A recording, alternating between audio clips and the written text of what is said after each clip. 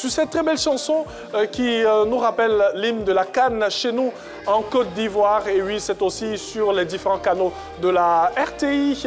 La CAN, c'est bien sûr chez nous. Et cette chanson de Magic System, de la star de la musique égyptienne Ramadan et aussi de Yemi Alade, belle fusion de tous les genres et surtout de tous les styles et de toutes les cultures dans cette très belle chanson. Je sais que chez vous à la maison, ça tente bouger. Allez, c'est la CAN, bien sûr, jusqu'au 11. Et il rentre en dansant. Est-ce qu'il sait danser même? Je sais pas. Ongamble, ça va bien? Merci, ça va. Bon, pardon, bouge un peu, s'il te plaît. Bouge un peu, bouge un peu. Mais ça, tu peux le faire, non? Merci. Merci beaucoup. Ça va bien? Merci, ça va, ça va. Tout a débuté en 1965. En 1965, parce que c'est la date à laquelle la Côte d'Ivoire participe à sa première Coupe d'Afrique des Nations. L'équipe nationale existait déjà, mais c'est en 1965 qu'on participe à notre première Coupe d'Afrique des Nations. C'était en Tunisie. La Côte d'Ivoire bat le Congo Léopoldville. Voilà, le Congo Léopoldville 1-0. Avant de s'incliner malheureusement face au Ghana, 4-1. On s'arrête donc pour notre première participation, donc on va dire à la porte donc, de la finale. On a terminé 3e. Et cerise sur le gâteau, Eshtash Manglé termine comme meilleur buteur de la CAN. Et il y avait des noms aussi qui résonnaient très fort, comme le sélectionneur d'alors, Alphonse Bissouma Tapé. Alphonse Bissouma Tapé, c'est lui qui est le sélectionneur qui a envoyé la Côte d'Ivoire pour la première fois en Coupe d'Afrique des Nations. Il succédait donc au Français Paul Gévaudan, en 1965 bien sûr. Alors, 3 ans plus tard, la Côte d'Ivoire participe à sa 2e CAN. Effectivement, une deuxième Coupe d'Afrique des Nations qui s'est déroulée, vous vous souvenez, en Éthiopie, en 1968, bien sûr, en Éthiopie en 1968. La Côte d'Ivoire y était pour sa 2e participation. Tu étais aussi? On termine toujours en 1968. Non, je n'étais pas encore. Oui, alors... En 1968, on termine donc à la 3e place, toujours, on conserve notre 3e place. Mais quelque chose d'exceptionnel va se passer. Il se trouve que le Ghana est toujours sur le chemin des éléphants. Ils nous ont éliminés en 65. Ils sont 3 ans plus tard sur notre chemin, en 1965, en demi-finale. Une demi-finale qui était très attendue. Il y aura un score de 3-3 au terme donc, de 90 minutes. Mais un score qui a été marqué par un doublé, un magnifique doublé de Laurent Pokou. Le journaliste donc, qui était au commentaire de ce match sur Radio Côte d'Ivoire va qualifier Laurent Pokou d'homme d'Asmara. L'homme d'Asmara, c'est là que l'expression est l'homme d'Asmara. Pourquoi? Asmara, en référence donc à la ville où se tenait donc ce choc-là en Érythrée. Asmara, c'est la capitale de l'Érythrée. C'est comme ça que Laurent Pokou a été dénommé l'homme d'Asmara. À la fin du match, au cours des prolongations, la Côte d'Ivoire s'inclinait malheureusement 3-2. Mais Laurent Pokou, lui, rentre dans l'histoire, tout simplement devenant le tout premier meilleur buteur de l'histoire de la Côte d'Ivoire en Coupe d'Afrique des Nations. Étincelante et sublime comme une femme africaine, 100% palme, sans cholestérol, pur et digeste. L'huile Nada vous accompagne dans la réussite de vos repas. Nada, savourez les plats de chez vous. Et Konaté a parlé de quelque chose d'exceptionnel, mais il y a une autre chose exceptionnelle, c'est que c'est la victoire du Congo, tout simplement. Effectivement, c'est la RDC qui remporte la compétition en l'emportant face au Ghana 1-0. Cette RDC-là qui était à l'époque avec les Kalala et autres, mais c'était des joueurs insaisissables et ils ont battu le Ghana, on va dire pour la 2e fois d'affilée. Le Ghana qui était déjà habitué au final, hein, à cette Effectivement. époque.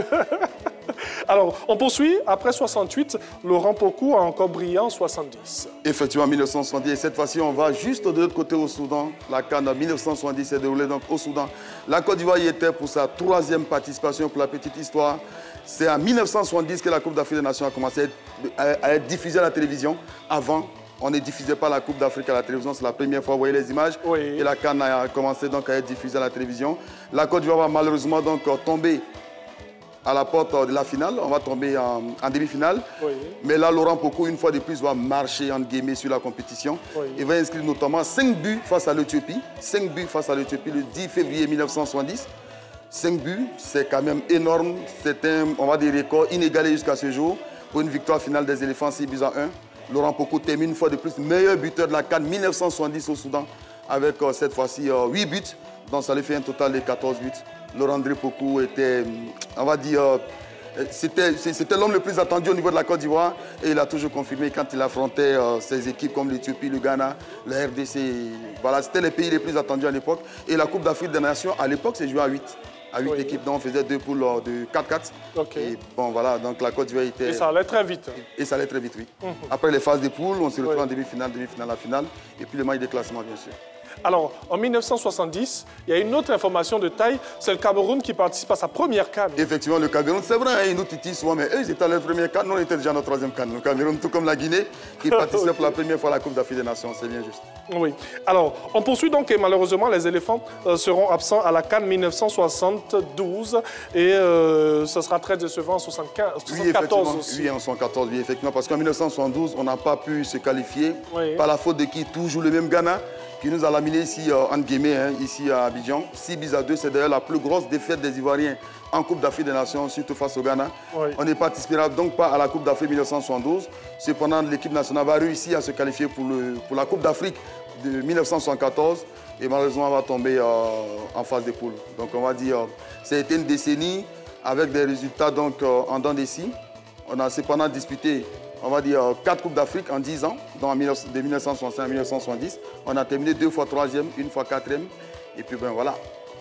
Alors, on retiendra que la décennie 65-75 a été marquée par les performances de Laurent Pokou, surtout. Évidemment, puisqu'il a été meilleur buteur en 68 et meilleur buteur également en 70. Donc, ça lui fait 14 buts sur l'ensemble des 2 éditions.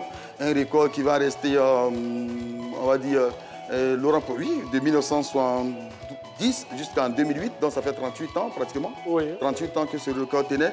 Il n'a été battu que par Samuel Eto'o. Mais lui, il a eu besoin de 5 éditions de la Coupe d'Afrique des Nations pour battre ce record de Laurent Pokou qui est établi sur 2 éditions. Oui. Alors, pendant cette décennie, qu'est-ce qu'on peut dire sur vraiment cette participation des éléphants? Alors, on va dire que la Côte d'Ivoire a connu la Coupe d'Afrique des Nations en 1965. À part le fait que Laurent Pokou a été exceptionnel. Hein. Oui, Laurent Pokou a été exceptionnel. On va dire qu'on n'a pas été décevant déjà. En 1965, on a terminé 3e, en 68, on a terminé 3e, en 70, on a terminé 4e. 72, on n'y était pas, 74, on est revenu. On va dire c'est un bilan qui est acceptable. Puisque déjà, pendant les 10 premières années, on a quand même terminé 2 fois sur le podium. Oui. Laurent Pokou qui est également inscrit, qui a inscrit son nom en lettres d'or dans les annales du football africain.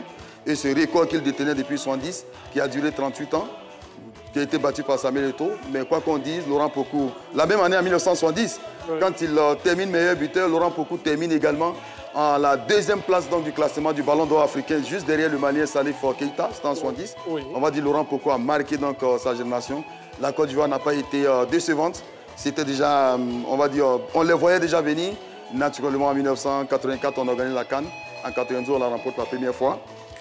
Je pense que le jeudi prochain, on va parler de la génération, on va dire de la décennie 75-85. Oui. On verra tout ce qui s'est passé donc, pendant ces 10 ans. On a le temps, hein?